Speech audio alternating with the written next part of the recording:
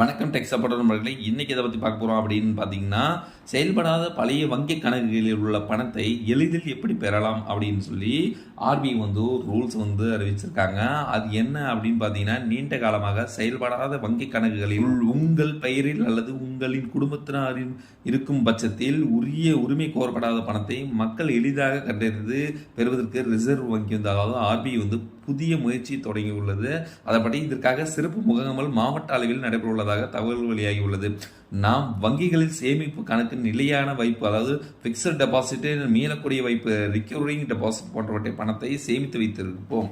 சில நேரங்களில் இந்த வங்கி கணக்குகளை நீண்ட நாட்களுக்கு பயன்படுத்தாமல் அதாவது மினிமம் 2 to 10 years வரைக்கும் நம்ம யூஸ் பண்ணாமல் நம்ம விட்டுருக்கோம்னா அது உரிமை கோரப்படாத பணங்கமாக கருதப்படும். இதனால் என்ன உதாரணமாக கணக்கு வைத்த நபர் காலமானால் அல்லது முகவரி மாற்றம் ஏற்பட்டால் குடும்பத்தினரால் அந்த கணக்கு பற்றி தகவலை அறியாததால் அல்லது வங்கி இணைப்பு மாற்றப்பட்டால் அந்த கணக்குகளில் உள்ள பணம் பயன்படுத்தாமல் கிடைக்கும்.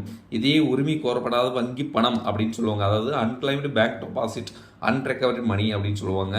இதை ஆர்பிஐ வெளியிட்ட தகவலின்படி 2 ஆண்டுகள் அல்லது 10 ஆண்டுகள் வரை செயல்படாத வங்கி கணக்குகள் செயல்படாத கணக்குகள் எனவும் 10 ஆண்டுகள் கடந்து உரிமை கோரப்படாத நிலையில் உள்ள பணம் உரிமை கோரப்படாத டெபாசிட் எனவும் வகைப்படுத்தப்பட்டுள்ளன என கூறியிருக்காங்க. இத்தகைய பணம் ஆர்பிஐயில் deposit education and awareness DEA நிதிக்குள் மாற்றப்பட்டுள்ளது அப்படின்னு சொல்லி கூறியிருக்காங்க. இதை நம்ம ஈஸியாக கண்டுபிடிக்கலாம். அது எப்படி கண்டுபிடிக்கலாம்? உரிமை கோரப்படாத தொகையை நீங்கள் ஆன்லைனில் மிக எளிமையாக கண்டுபிடிக்கலாம் அப்படின்னு சொல்லிட்டு அந்த ஆர்பிஐ யூடிஜிஏஎம் அதாவது unclaimed deposit gateway to access information அப்படின்னு சொல்றாங்க. இது udgam.rbi.org.in அப்படிங்கிற வெப்சைட்டில் நீங்கள் ஒரு 30 பேங்க் அதில் இணைச்சிருக்காங்க. அந்த 30 பேங்க்குள்ள நீங்கள் ஏதாவது ஆக்சஸ் பண்ணியிருக்காங்க, உங்கள் குடும்பத்திலேயோ அப்பாவோ அம்மாவோ தாத்தாவோ யாராவது அதை வச்சுருந்தாங்க, அந்த கணக்கு வச்சுருந்தாங்க, அவங்க இப்போ அதை யூஸ் பண்ணுறது இல்லை, அதில் அமௌண்ட் இருக்குது அப்படின்னு நீங்கள் நினச்சிங்கன்னா அதை அது உங்கள் பெயரில் செயல்படாத கணக்கு அல்லது மறைத்து வைத்த தொகை இருந்தால் அதற்கான விவரங்கள் உடனடியாக தோன்றும். அதன் பிறகு நீங்கள் அந்த வங்கி கிளையை நேரடியாக தொடர்பு கொண்டு அல்லது ஆன்லைனில் தேவையான கேஒய்சி ஆவணங்கள் ஆதார், பாஸ்போர்ட், வாக்காளர் அட்டை, ஓட்டுநர் உரிமம் போன்றவை சமர்ப்பித்து பணத்தை பெறலாம் அப்படின்னு சொல்லியிருக்காங்க.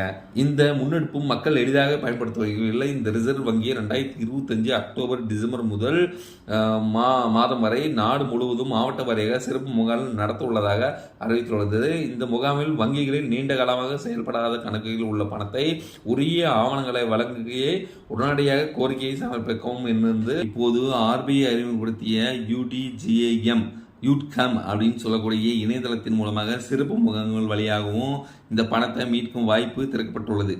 வங்கியில் மறந்து போன பணம் என்றும் இழந்துவிடப்படாது. சரியான ஆவணங்களுடன் உரிய உரிமையாளர்கள் அது எந்த நேரத்திலும் திரும்ப பெறலாம் என்று ஆர்பிஐ கூறியுள்ளது. இது கோரப்படாத வங்கி கணக்கை எப்படி நம்ம கண்டுபிடிக்கிறது அப்படின்னு சொல்லி பார்க்கலாம். இதுக்கு வெப்சைட் டிஸ்கிரிப்ஷன் கொடுத்தோன்னே போய்க்கோங்க.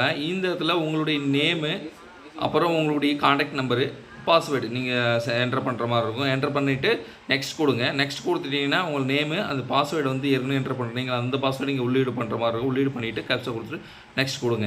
நெக்ஸ்ட் கொடுத்தோன்னே உங்கள் மொபைல் நம்பருக்கு ஒரு ஓடிபி வரும். ஓடிபி கொடுத்துட்டு நெக்ஸ்ட் கொடுங்க.